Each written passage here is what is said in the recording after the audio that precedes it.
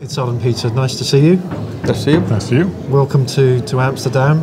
It's about 4 years since your great book on economic capital was published. Since then we've seen a huge amount of regulatory change, and I know you've been keeping abreast of developments in economic capital in your institutions and the industry more broadly. With all the regulatory change though, I think the key question is economic capital dead?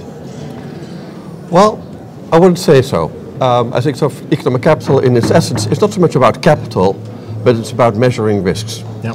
And there's no better way to measure risks in such a comprehensive way as economic capital does.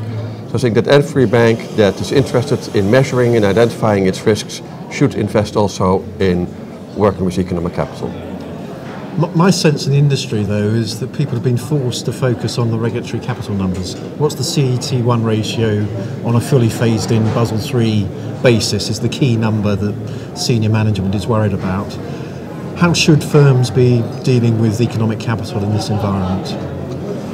Well, there's obviously been the pressure to satisfy the increased regulatory capital requirements and to report on that.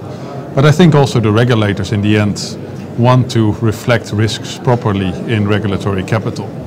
And as we are moving away maybe a little bit from it, I trust that we come back to that over time again, and then also economic capital will take a central place again.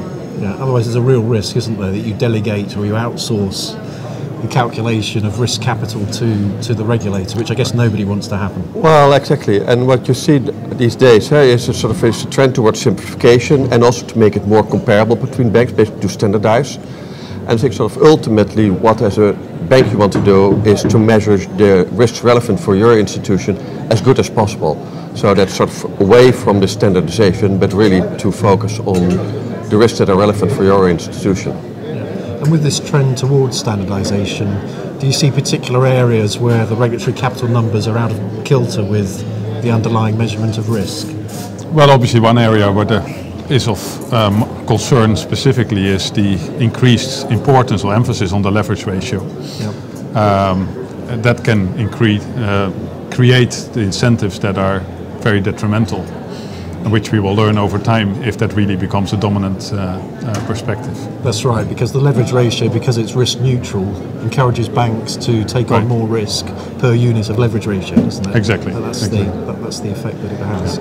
And what about the risk-based capital ratio? Any areas where you think that's particularly out of sync with your own measurement of risk? RWAs versus economic capital? Well, I think another area what is interesting is on operational risk. Of course, if you look at a standardized approach, or alternatively the advanced measurement approach, then actually the advanced measurement approach comes very close to what an economic capital approach would be.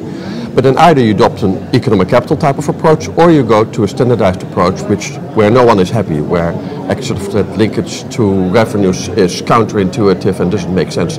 So I think this is typically an area where it's inevitable that the standardization will give way to a more economic view again on risks. And whether it's the current AMA models or further developments, but I think it's inevitable that banks and regulators will think about, okay, how to measure these risks again in a more accurate way. Yeah. So I guess your summary would be, if you want to measure risk properly, you need economic capital. Right. Certainly, yes. And you need an integrated view on risks. And what we see in the regulatory world now, especially on market risk, is we get different charges for different risks, but all treated in isolation. And I think we should move away from that. Yes, so there's a need for a joined-up view in many areas of regulation at the moment. Right. Yes. Idzard and Pieter, thank you both very much. Thank you. Welcome. You're welcome.